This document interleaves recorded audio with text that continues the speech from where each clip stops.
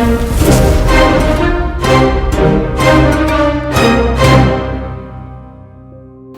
नमस्कार, मैं हूं सूरज सिंह यादव और आप देख रहे हैं फिल्मी लिफाफा टॉक शो। दोस्तों, हमारे इस शो में आपका फिर से एक बार बहुत बहुत स्वागत है।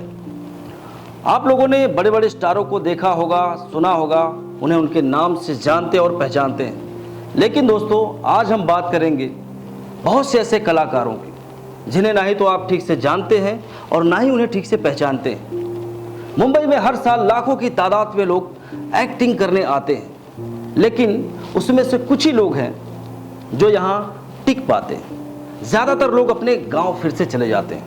तो दोस्तों, उन्हीं स्ट्रगलर कलाकारों में से आज हमारे स्टूडियो में आए हैं जिनका नाम है प्रदीप कदम, और दूसरे एक्टर हैं, उनका नाम है विद्याशंकर मिश्रा।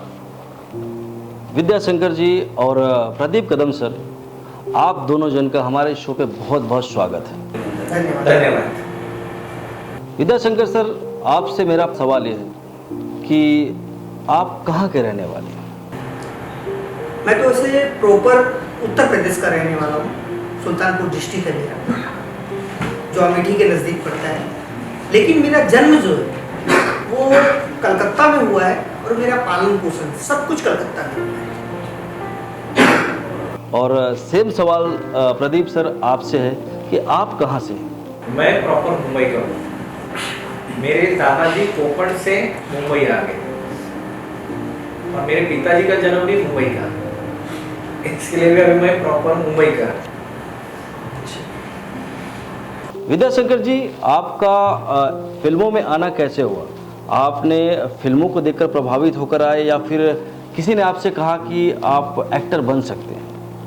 मैं वैसे पढ़ने में काफ़ी तेज था, पर बचपन से ही मुझे दूसरे की देखकर नकल करने की आदत बहुत थी। बेशक नहीं कर सकता था, नकल करने की कोशिश जरूर करता था। जैसे आपने नाम सुना होगा केशव मुखर्जी साहब का, जैसे मिथुन जी का आपने नाम सुना है। इन सब की नकल करने की कोशिश करता था। उनकी अभिनय एक्टिंग देखने के बाद मुझे भी ऐसा लगा मैं भी कर सकता हूँ, और ये सोच करके मैं मुंबई की तरफ रुख किया एक्टिंग में आने के लिए। प्रदीप सर, आपको फिल्मों में कब चांस मिला और सबसे पहला आपका काम कौन सा है? बात ऐसी थी ना कि हम जो रहने में थे मुंबई में जहाँ, तो मेरे पास में ही मेरी बुआ रहती थी। तो मैं बचपन से बुआ के पास ही पला बड़ा हूँ।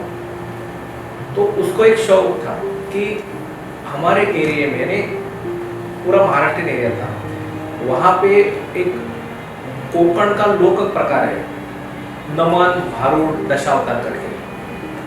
तो उसका कार्यक्रम रहता था किसी के भी घर पे कुछ फंक्शन रहेगा तो वो मैं देखने को जाता था बचपन से। और वो देखने के बाद ऐसा लगा कि अरे ये तो हम खेल में हम लोग करते थे बचपन में, तो उससे रुचि बढ़ गई।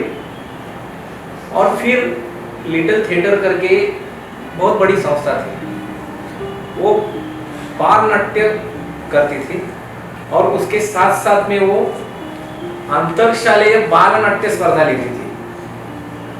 तो स्कूल से हमारे एंट्री रहती थी, उसमें काम करने का मुझे मौका मिला, वहां से शुरुआत हो गई। प्रदीप सर, मुझे ऐसा लगता है कि आपने मराठी थिएटर में ज़्यादा काम किया। उसके अलावा आपने फिल्मों में या सीरियल्स में कितना काम किया? वो जो मेरी शुरुआत हो गई, उसके बाद में अपने महाराष्ट्र शासन की महाराष्ट्र राज्य हौशी नाट्य स्पर्धा होती है, और एक नाट्य स्पर्धा होती है कामगार कल्याण केंद्र की, वो बहुत बड़े पैमाने पे होती है। जब मैंने शुरुआत की तब तो उसका बहुत बड़ा नाम था, बहुत बड़े बड़े कलाकार इस स्पर्धा से इंडस्ट्री को मिले हैं, यानी मराठी और हिंदी दोनों। तो उस स्पर्धा में मैं काम करने लगा, और उसके बाद में फिर कमर्शियल नाटक किया फ्रेंड के साथ में, और उसके साथ में मिलके फिर हमने बाद में एक मराठी सिनेमा किया। और ये सब मैं, मेरा जो सर्विस था, मैं नौकरी करता था, वो करके सब ये करता था। और उसके साथ फिर वो शुरू हो गया, और फिर अभी नौकरी से इस्तीफा लेके मैं फुल टाइम इसमें अच्छा। शुरू किया है। विद्याशंकर जी, आपसे मेरा अगला सवाल ये है कि जब आप मुंबई में आए तो सबसे पहले आपने कहाँ से शुरुआत की? सबसे पहले आपने किससे काम मांगा और कहाँ गए? जब ये सोचे कि हमको एक्टिंग करना है तो कहाँ से सोचे? मेरे पिताजी जब कोई फिल्म देखते थे, जैसे कि मेरा पसंदीदा जो फिल्म है गंगा किनारे मोरा गाँव, कुणाल सिंह जी का है, आप लोग देखे भी होंगे, तो मेरे सामने जब कहते थे वाह क्या एक्टिंग कर रहा है, तो मेरे मन में भी कहीं ना कहीं से ये उठा कि अगर मैं भी एक्टिंग करूंगा तो लोग बात मुझे भी वाह कहेंगे। तो वहां से एक्टिंग करने की शुरुआत मेरे दिल में चाहत पैदा हुई।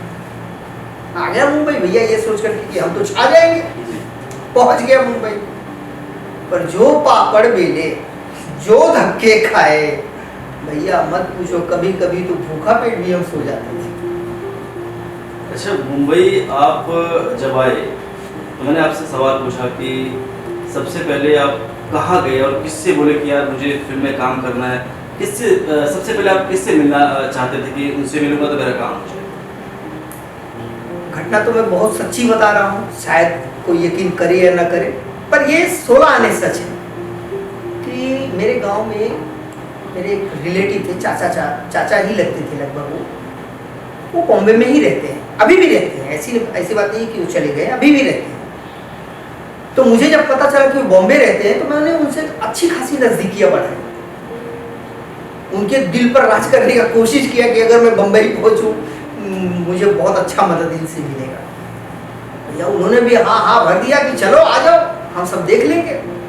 फिर क्या कहना था, टिकट कटा लिया मुंबई का, आ गया। पहली बात तो उनका एड्रेस जल्दी नहीं मिल रहा था क्योंकि वो इंडस्ट्रियल एरिया में रहते थे और उन्होंने ढंग से मुझे एड्रेस दिया नहीं था। मैं भी जिद्दी, खोज के ही रहूँगा, और कैसे कैसे करके उनका एड्रेस खोज गया। जब पहुंचा कि लल्लू चाचा के पास, तो पहुंच गया हूँ, अब टेंशन नहीं है। ऑफिस में पहुंचा, भाई मेरे लल्लू चाचा कहाँ हैं? लल्लू उनका पेट नेम है गाँव का, सब उनको लल्लू लल्लू ही कहते हैं और मैं लल्लू चाचा कहता हूँ। तो ऑफिस वालों ने बताया कि भाई काम से बाहर गए हुए, 1-2 घंटे में आ जाएंगे। और पाकिट की हालत ये थी कि सच कह रहा हूँ, वड़ा पाव खाने के भी पैसे नहीं थे उस समय मेरे पास। भूखा प्यासा वहाँ बैठा हुआ था कि चाचा आएंगे तो कुछ ना कुछ तो नाश्ता पानी करवाएंगे ही, उसके बाद का देखा जाएगा। लगभग 2, 2.5, 3 घंटे के बाद मेरे चाचा जी आए। अरे पप्पू तुम आ गए, मेरा पेट नेम पप्पू है। अरे पप्पू तुम आ गए, मैं भी खुश हो गया, चलो चाचा जी आ गए। चाचा जी आए, चलो चाय पिलाता हूँ तुमको। चाय? सिर्फ चाय? इतना भूखा प्यासा बैठा हो, ले गए चाय की दुकान पे, चाय पिलाया उन्होंने। उसके बाद बोले अच्छा कहाँ रह रहे हो? बोले अरे चाचा कहाँ रह रहा हूँ, मतलब मेरे पास रहने का जगह नहीं है, मैं तो आपके भरोसे आया हूँ।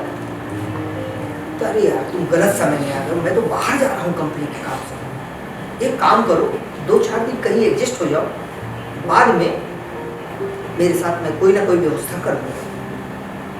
मन में मैंने सोचा पेट में तो आग लगी हुई है, कुछ खाने को तो पूछ ही नहीं रहे हैं और रहने के भी वादे हो गए। बड़ा परेशान हुआ। चाय उन्होंने पिलाना चाहा पर मैंने कहा नहीं मेरा पेट भरा हुआ है, अभी जस्ट चाय पिया था। गुस्से में मैं उनको कुछ भी नहीं बोला और ना ही उन्होंने मुझे बोला कि रुक जाओ थोड़ा सा। मैं वहां से निकल गया, कैसे कैसे करके पूछते हुए कहाँ रुकूं कहाँ जाऊं कि कुछ काम मिले। तो मैं पहुंच गया भिवंडी। कोई पहचानने वाला नहीं, कुछ नहीं, और ऐसा नहीं कि मैं अनपढ़ हूँ, पढ़ा लिखा हूँ। उनसे मिला मैं, पवार साहब, अभी भी मुझे नाम याद है, पवार साहब है। मिला, मैं उनसे नमस्ते वगैरह किया। मैं बोला सर मैं आपका गाड़ी मतलब आपका ट्रक चलाना चाहता हूँ। तो उन्होंने बोला कोई गारंटर है? मेरे तो पैरों तले जमीन निकल गई। अब गारंटर कहाँ से रहूँ, कोई जानने वाला है ही। तो उन्हीं के ट्रक पे मैंने हमारी का काम किया। भाई पेट के लिए कुछ ना कुछ तो करना ही पड़ेगा। पर मैंने काम में कभी शर्म नहीं किया, जो भी काम मिला करता चला गया। उस हमाली के पैसे से जो भी मेरे पास जमा हुआ, फिर वो पैसा लेकर के मैं मुंब्रा पहुंच गया, क्योंकि मुझे पता चला एज ए लिंक के थ्रू से कि हाँ मेरा एक दोस्त वहाँ पर है, राम रतन नाम था उसका। वहाँ पहुँचा मैं।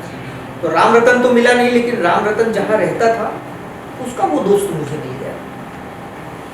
तो ऐसे ही मैंने अपनी सारी घटना बता दी उसको।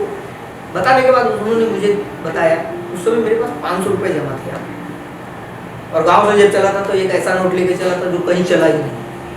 50 का नोट था, वो डिटेल में भीगा हुआ, मुझे नहीं पता कि भाई चलेगा कि नहीं चलेगा। तो 500 रुपये से उन्होंने मुझे आइडिया दिया कि एक काम करो, तुम इससे एक छोटा मोटा धंधा करो। 500 रुपये में कौन सा धंधा होगा? उन्होंने आइडिया दिया कि एक काम करो, चले जाओ आप उल्लासनगर से आप गुलाब जामुन खरीद के लाओ, और यहाँ जितने झोपड़पट्टी है सब में घूम घूम के बेचो। कभी किया नहीं था, शर्म नहीं आ रही थी, पर एक हिचक सा अंदर लग रहा था, कैसे करूं, चिल्लाऊं कैसे गुलाब जामुन करके। लेकिन किया, वो भी किया मैंने, बेचा। रोज का मेरा 70-80 ऐसा 70-80 रुपए का इनकम, हाँ होने इनकम। अच्छा, ये इनकम करते करते जब मैं एक बिल्डिंग में गुलाब जामुन बेच रहा था, तब मुझे देवेश कुंदन बोल करके बिहार का एक आदमी था, देवेश कुंदन, वो मिला मुझे। वो उस समय मार्केटिंग करता था, डोर टू डोर का, मिक्सर ग्राइंडर वगैरह बेचता था। तो उसने मुझ में क्या देखा मुझे नहीं पता, पर मुझे रोका, बोला भाई गुलाब जामुन खिलाओ, वो भी बिहारी भाषा के टोन में। मैं भी खुश हो गया, चलो कोई अपना तो मिला है अपने तरफ का जो हिंदी में बात कर रहा है, नहीं तो मराठी मुझे ढंग से समझ में नहीं आती। उसने गुलाब जामुन खाते खाते मुझसे मेरा इनकम पूछा कि कितना कमा लेते हो, मैंने बताया उसको। तो देवेश कुंदन ने जब मुझसे पूछा कि कितना कमा लेते हो, तो मैंने उसको बताया मैं इतना 70-80-100 रुपए तक कमा लेता हूँ रोज। बोला तुम 100 रुपए से ज्यादा इसमें कमा भी नहीं सकते, अगर मार्केटिंग लाइन में आते हो तो एक मिक्सर के पीछे तुम्हें 200-250 रुपए ऐसा कमीशन है, अगर बेच दिए तो। तो इस तरीके से मैं देवेश कुंदन जी के साथ मिल गया और काम करने लगा। वैसे तो कहानी अगर सुनाने बैठ जाऊंगा तो रात दिन पूरे गुजर जाएंगे, खत्म नहीं होने वाली, क्योंकि बहुत लंबी कहानी। ठीक है, तो किसी न किसी तरह से मैंने आइडिया करके अपने देवेश कुंदन जी के साथ ही रूम पार्टनर के रूप में रहने भी लगा, और झुकाव तो था ही एक्टिंग की तरफ, और देवेश कुंदन भी उसी की तरफ झुकाव रखते थे। तो हम दोनों का स्ट्रगल वहां से शुरू हो गया कि भैया चलो किस्मत आजमाते हैं। ये है हमारे एक्टिंग की कहानी। ठीक है सर, आप बताइए कि आपके जब आप काम करना शुरू किए इंडस्ट्री में, यानी कि काम आप मांगने लगे, तो क्या क्या कठिनाई आई आपके उस स्ट्रगल टाइम में? अभी मैंने मिश्रा सर की जो बात सुनी, बहुत दिलचस्प बात है आपकी। आपको बहुत स्ट्रगल करना पड़ा, और उस स्ट्रगल में आपको एक आदमी मिल गया जिसको वो करने की चाहत थी, और आपका शुरू हो गया। बहुत सही कहा आपने। और मेरा ऐसा था कि मैं यहाँ वहाँ यानी फ्रेंड सर्कल में ही पूछता था कुछ काम है क्या, कुछ कंपटीशन है क्या, ऐसा पूछता था। और मालूम था कि मैं करता हूँ। तो एक पड़ोसी ने मुझे ऐसा बताया, लड़के ने, कि फलाने केंद्र में नाटक है कंपटीशन का, तो वहाँ पे आर्टिस्ट चाहिए, उन्होंने बोर्ड लिखा है। तो मैं नायगांव केंद्र में गया, ये जो अपना बाजार के बाजू में दादर में। वहाँ मैंने पहले महाराष्ट्र राज्य नाट्य स्पर्धे की जो है ना, पहला नाटक वो मैंने वहाँ पे किया। मतलब पहले आपने थिएटर से स्टार्ट किया? हाँ, स्टेज थिएटर स्टार्ट किया, वहाँ से क्या, फिर उसमें से कांटेक्ट बढ़ते चले गए, फिर यहाँ है वहाँ है, ऐसा करके मैं कंपटीशन में। और उस वक्त अभी अपने जैसा भी ये जो व्हाट्सएप का जमाना है वो नहीं था ना, तो उस वक्त सर मैं आपको रोकना चाहूँगा, जब आप थिएटर करते थे, मराठी थिएटर करते थे शायद, है ना, तो थिएटर जब आप कर रहे थे तो क्या कुछ आपको पैसे वगैरह वहाँ से मिल रहे थे? नहीं नहीं नहीं नहीं, अपना जो कंपटीशन का जो रहता है नाटक जो थिएटर जो करते हैं ना, तो वहाँ पे पैसा नहीं मिलता है, अपने को खुद को कंट्रीब्यूशन निकाल के करना पड़ता है। मतलब आपको ही पैसे थोड़े थोड़े देने पड़ते हैं? हाँ, सब जो करने वाले हैं वो सब कंट्रीब्यूशन निकाल के वो करते थे, ऐसा रहता था। और जो जिस संस्था के माध्यम से करने वाले रहते हैं अपन, वो संस्था के पास अगर पैसा रहेगा तो वो भी उतना नहीं रहता है, तो वो थोड़ा बहुत उसका कंट्रीब्यूशन और आर्टिस्ट का कंट्रीब्यूशन ऐसा करके करते थे। और अभी जो मैं बता रहा था ना कि अभी व्हाट्सएप का जमाना है, तो उस वक्त व्हाट्सएप का जमाना नहीं था, पेपर में छोटा न्यूज आता था कि फलाने जगह पे आर्टिस्ट चाहिए, हाँ मतलब वो एक ऐड करके लोग- छोटी जाहिरात हाँ स्मॉल करके यस, बिल्कुल सही ऐसे बात। आती थी। हाँ और उस वक्त एक नाटक के इसमें एक मराठी ड्रामा था कमर्शियल, उसमें आया था कि हमें आर्टिस्ट की जरूरत है। आपको यार थोड़ा रोकूंगा सर, इस छोटे जायदाद के चक्कर में ना बहुत धोखा खाया हूँ। जहाँ जाता था भाई इतना पैसा देना पड़ेगा, एक दो जगह तो मैंने भर भी दिया, अच्छा दूसरे दिन जाता तो पता लगता था उनका पता ही नहीं है। ऐसे ऐसे बहुत धोखे खाए। हाँ लेकिन उस वो जो आपने जो ऐसे धोखे खाए वैसा तो मेरे नसीब में नहीं आया। ये जो कमर्शियल ड्रामा चल रहा था उन्होंने दिया था कि आर्टिस्ट चाहिए, फिर उनका ड्रामा देखने के लिए गया, ड्रामा देखने के बाद उनको मिलने को गया, उनको मिलने के बाद उन्होंने बताया कि ये मेरा एड्रेस है, एड्रेस पे आ जाओ। वहाँ पे एक रीडिंग लिया उन्होंने और वहाँ से मेरा कमर्शियल ड्रामा की शुरुआत हो गई। शिरडी से श्री साई बाबा, यानी उन्होंने उनका हिंदी किया था, सबका मालिक एक है। तो पहला मेरा जो कमर्शियल ड्रामा था वो हिंदी आ गया और वहाँ से शुरुआत हो गई। फिर उस संस्था में मैं नाटक में काम करने का, बैक स्टेज संभालने का, उसमें प्रोजेक्टर रहता था, स्लाइड शो, वो स्लाइड शो चलाने का, अगर स्लाइड शो चलाने वाला नहीं आया तो वो चलाने का, म्यूजिक रहता है, बैकग्राउंड म्यूजिक नाटक का, ड्रामा का जो बैकग्राउंड म्यूजिक रहता है, अगर बैकग्राउंड म्यूजिक बजाने वाला नहीं आया, उसको छुट्टी नहीं मिली तो वो भी मैं करने लगा। ये आपका पहला काम जब स्ट्रगल कर रहे थे आप, तो काफ़ी मेहनत लगे हुए काम ढूंढने में, काम आपको जब मिला तो आपको पहला काम कौन सा मिला? सूरज जी, कहानी तो बहुत लंबी है लेकिन मैं बहुत संक्षेप में आपको बताना चाहूंगा। भाई चप्पलों पे चप्पल घिसे जा रहा था, मैं और देवेश कुंदन जी दोनों ही। रास्ता ही नजर नहीं आ रहा था, कहाँ जाए, कोई पहचान नहीं, कुछ भी नहीं, एकदम बिल्कुल नया मार्केट है। अब आलू कहाँ मिल रहा है हमको पता ही नहीं है, खोज रहे हैं सारी दुकान। समय गुजरता चला गया, देवेश जी निराश होकर के चले गए यहाँ से, मतलब जी इंडस्ट्री छोड़ बैक टू पवेलियन, उन्होंने इंडस्ट्री छोड़। पर आज वो इंडस्ट्री में आज भी है, ऐसी बात नहीं है, और कामयाब भी है, लेकिन यहाँ नहीं है, वो दिल्ली में है। लेकिन मैं डरा, कुछ भी हो जाए एक्टिंग तो करके ही रहूंगा। लास्ट में होते होते मैं भी निराश हो गया। उसी वक्त में कुछ लव अफेयर का चक्कर चल गया मेरा, शादी हो गई, मेरी महाराष्ट्र में। अच्छा, और जब मेरी शादी हुई और मेरी बेटी हुई तो किस्मत में थोड़ा पलटा खा गया।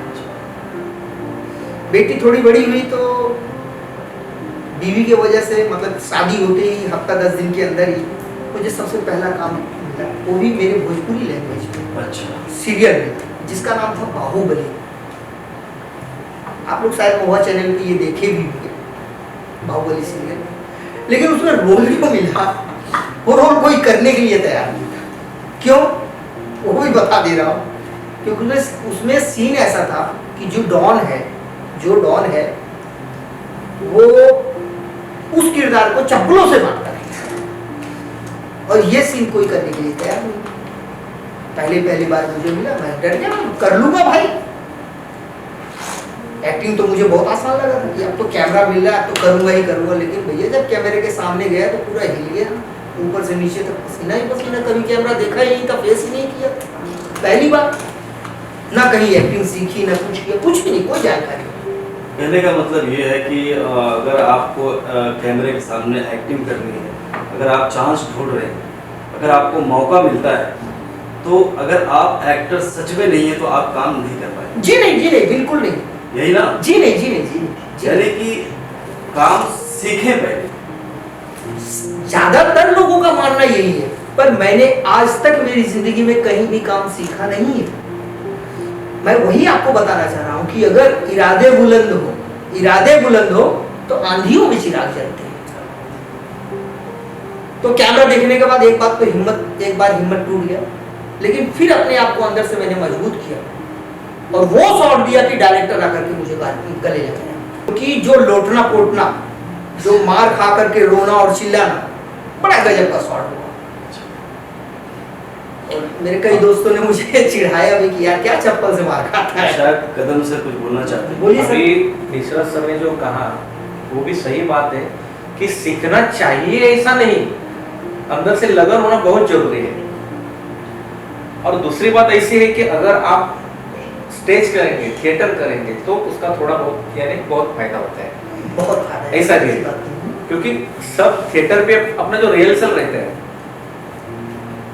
उसमें अपन डेवलप होते हैं। एक तो बहुत सारी पब्लिक के सामने आपके हाँ। परफॉर्मेंस के लिए आमने सामने करना है ना, जी जी जी। और बहुत सारी ऐसी चीजें हैं जो आपको सिखाते हैं वहाँ पर, हाँ। है ना, तो आप कनेक्ट होते हैं कहीं ना कहीं एक्टरों के साथ में। हाँ, ये फायदा आपको, ये फायदा होता है जरूर। सर कहने का मतलब है कि थिएटर आप कर रहे हैं तो आपका धीरे धीरे धड़क खुल जा रहा है, हाँ आप फेस कर सकते हैं। लेकिन कोई अगर कभी कुछ किया ही नहीं है और अचानक कैमरे के सामने खड़ा कर दिया जाए, या किसी ने आज तक एक शब्द किसी के सामने भाषण न दिया, उसको माइक पकड़ा दो, आप देखो।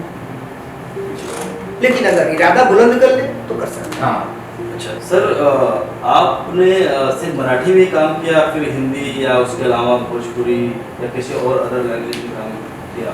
मैंने हिंदी नाटक किया, मराठी नाटक किया है, और हमारे एक मित्र है मनोज मौर्य जी, उन्होंने एक बार मुझे फोन किया कि एक भोजपुरी सिनेमा में एक सीन है और वो करने का, वो अपने लॉकडाउन, पहला लॉकडाउन खुलने की बात है कि उन्होंने कहा कि एक भोजपुरी में छोटा रोल है, आप करेंगे क्या? तो मैं बोला जरूर करूंगा, मेरे खाते पे एक दूसरी भाषा जो मुझे आती नहीं वो आएगी ना, बिल्कुल। लेकिन मुझे भोजपुरी नहीं आती है। तो बोले आप चिंता मत करो, उनको आर्टिस्ट नहीं मिल रहे हैं, आप आर्टिस्ट है, बात खत्म हो गई।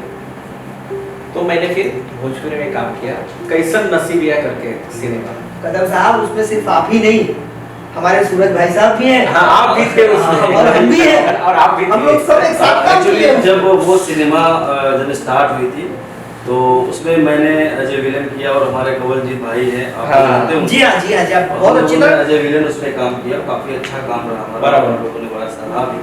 और इनसे भी हमारी मुलाकात थी, वहाँ पर हमारी वहाँ पे मुलाकात हुई हुई थी, तो काफी अच्छा काम रहा इनका, मैंने देखा तो मुझे बड़ा अच्छा लगा। आप शायद लास्ट में आपका शुरू में शायद नहीं था। काम रहा होगा, मुझे तो आइडिया इतना नहीं है, बट उनका सब हुआ था काम और 2-3 सीन रह गए थे और वो लॉकडाउन की वजह से फंसे थे। तो लॉकडाउन खुलने के बाद फिर वो 2-3 सीन हो गए, उसमें मुझे चांस मिल गया। तो उस सिनेमा की वजह से आज मैं यहाँ आपके साथ हूँ। अच्छा सर, आप दोनों जन से एक सवाल हमारा है, बिल्कुल। फिल्म इंडस्ट्री में ऐसा क्या है जिसको आप लोग पसंद नहीं करते? पसंद क्या ऐसा है जो इंडस्ट्री में नहीं होना चाहिए? अगर मेरा मत जानना चाहेंगे तो बहुत अच्छा आपने टॉपिक दिया है, जिसकी वजह से मैं अपना ये मत रख पा रहा हूँ। पसंद नहीं है मुझे वो जो न्यू कमर समझ करके उनकी फिल्मों को खरीदते नहीं हैं, चांस नहीं देते हैं। अरे एक बार उन्हें भी तो चांस दीजिए। आप इतने पैसे लगा करके बड़े एक्टरों का मूवी खरीदते हैं, वही कम पैसे में अगर आप न्यू कमर के मूवी खरीद रहे हैं और उनकी एक्टिंग को दुनिया के सामने रख रहे हैं, तो उन्हें भी तो बढ़ावा मिल रहा है, चांस मिल रहा है कि आगे चल के वो भी स्थापित एक्टर हो सके। कोई पेट से सीख कर नहीं आता है। तो मुझे उन लोगों से नफरत है जो नए को, मतलब वो कृष्ण और अर्जुन वाले कहानी थी कि भाई एक काम करो, जाओ ईटे पर से कुएं में से ईटा निकाल करके लाओ, चूल्हा बनाना है। तो टूटे हुए कुएं से अर्जुन ने ईटा निकाला, जो नया कुआं था वहां का ईटा नहीं निकाला। यानी स्थापित जो कलाकार है उन्हीं को लोगों को दिखाना चाहते हैं सब। जो नए कलाकार हैं, जो अच्छे कलाकार हैं, बढ़िया काम कर सकते हैं, उनको पीछे ही ढकेल देते हैं। तो मैं चाहूंगा कि उनको भी आगे बढ़ाएं। कहने का मतलब ये है कि अगर प्रतिभा है तो उसे भी मौका मिलना चाहिए। बिल्कुल सही बात है। बिल्कुल। मिश्रा जी के सर से जो बात अभी उन्होंने कही ना, उनसे मैं भी सहमत हूँ। क्योंकि मैं मेरे फ्रेंड के साथ जो हमने पहला जब मराठी सिनेमा किया, तो हम भी इसी दौर से गुजरे हैं। सिनेमा कोई खरीद नहीं रहा, पैसा तो खर्च किया है, लेकिन सिनेमा कौन खरीदेगा? और 8 दिन पहले की बात है, मुझे मेरे एक फ्रेंड का फोन आया, प्रदीप मेरे एक मित्र है, उसने 3 करोड़ में सिनेमा बनाया है। अभी वो सिनेमा कोई खरीद नहीं रहे हैं। 3 करोड़ में Hindi movie, Marathi movie, oh my, 3 crore में। और कोई, मैं बोला अरे कोई नहीं खरीदेगा। और बोला ऐसा कैसे? एक मराठी बड़े स्टार है, उनमें काम करते हैं, जो मराठी में भी काम करते हैं, हिंदी में करते हैं, साउथ में करते हैं, ऐसे बड़े स्टार हैं, फिर भी कोई सिनेमा नहीं खरीद रहे हैं। और वो जिसने पैसा लगाया, जो प्रोड्यूसर है, वो अभी रो रहा है। ऐसी बात है, चाहे नया प्रोड्यूसर देख के भी आदमी नहीं खरीदता है सिनेमा। अब मुझे ही लीजिए, मुझे जितना काम मिला है ना, मैंने बहुत सारे सीरियल किए, एक दो नहीं, बहुत सारे। ब्यौरा क्या दूंगा मैं आपको, शायद ही ऐसा कोई सीरियल हो जी टीवी, स्टार प्लस, सोनी पर, जिसमें मैं नहीं रहा हूँ। बीच में समय ऐसा आया था कि छोड़ दिया, बैठ गया कि जाने दो, करना ही नहीं, ऊब गया था, क्योंकि वनडे टूडे के अलावा कुछ भी नहीं लिया। तो उसमें मेरी जो भूख है वो शांत नहीं होगी। तो फिर बाद में जब आप लोगों के साथ मैंने ये मूवी किया, तब थोड़ा सा मेरे आत्मा को शांति मिली कि हाँ, सुकून मिला। आज मैं जो करना चाहता था उसमें से कुछ परसेंटेज तो मैंने कर ही लिए। भूख अभी शांत नहीं हुई है, लेकिन चाहता हूँ, और ख्वाहिश तो थोड़ी मिट गई कि हाँ चलो, जो सोचा था मूवी में काम करने का वो किया। वैसे तो 100-150 सीरियल मैंने किए हुए हैं, लेकिन मूवी पहली ही की है मैंने। कैसन नसीबिया, हे भगवान, कैसन नसीबिया। सर, आप दोनों जन से मेरा एक प्रश्न है। आप लोग काफ़ी समय से काम करते आ रहे हैं, बीच में गैप भी लिया, उसके बाद फिर से स्टार्ट किया और काम कर रहे हैं। काम करके भी आप लोगों को ऐसा लगता है कि मेरी कोई एक पहचान है? मेरा मत अगर जानना चाहेंगे तो मैं तो यही कहूँगा कि अभी तक हम 0 से चले थे और 0 पे ही अटके हुए, पहचान नहीं बना पाए हैं। ये वजह सिर्फ ये है कि इंडस्ट्री वाले पूरा जो नामी कलाकार हैं उन्हीं को चांस देते हैं, हम जैसे को बस वनडे टूडे बना करके रख देते हैं। उनसे हाथ जोड़ करके निवेदन करता हूँ, हम जैसे को भी मौका दें, हम भी कर सकते हैं, एक मौका तो देकर देखें। मैंने तो अभी शुरू किया, जो फुल टाइम कहते हैं उसको तो 2 साल हो गए, और 2 साल में संतुष्ट तो नहीं हूँ। सीरियल का तो अभी मेरे पास काम आ रहा है। अभी मेरी, आप जो बोले वनडे टूडे, तो अभी मेरी शुरुआत हो गई कि ट्रैक में, स्टोरी ट्रैक में कंटिन्यूटी वर्क मिलना मुझे शुरू हो गया है। काम से मैं संतुष्ट नहीं हूँ, और कलाकार को, हर कलाकार को कभी संतुष्ट नहीं होना चाहिए। हो भी नहीं सकते। अरे इंडस्ट्री में तो हमारा नाम रख दिया, वनडे आर्टिस्ट को बुलाओ, टुडे आर्टिस्ट को बुलाओ, ऐसे करके बुला दिया, कहाँ का न्याय है? तो सर, हमारे सभी सवालों का सिलसिला यहीं पर समाप्त होता है। अब हमारा स्टार्ट होगा रैपिड फायर राउंड, जिसमें आपको कुछ सवाल पूछे जाएंगे और उसके जवाब आपको बहुत फटाफट देना है। तो आप लोग तैयार हैं? तो सबसे पहले मिश्रा जी, मैं आपसे सवाल पूछूंगा। आप भोजपुरी से काफ़ी कनेक्टेड हैं, तो मेरा आपसे पहला सवाल यह है कि आपका फेवरेट एक्टर कौन है? जी, कुणाल सिंह और रवि किशन। और आपसे मेरा सवाल है जिसमें से ये है कि आपका जो मराठी फिल्म है, मराठी फिल्म के आपके फेवरेट डायरेक्टर कौन है? विजय केंकरे, मराठी ड्रामा। और सिनेमा का बोले, मराठी सिनेमा बोलेंगे तो केदार शिंदे। विजय शंकर जी, आपके फेवरेट डायरेक्टर कौन है? मांजरेकर जी। सर, आपसे मेरा अगला सवाल ये है कि आपको मराठी गाने पसंद है या हिंदी गाने?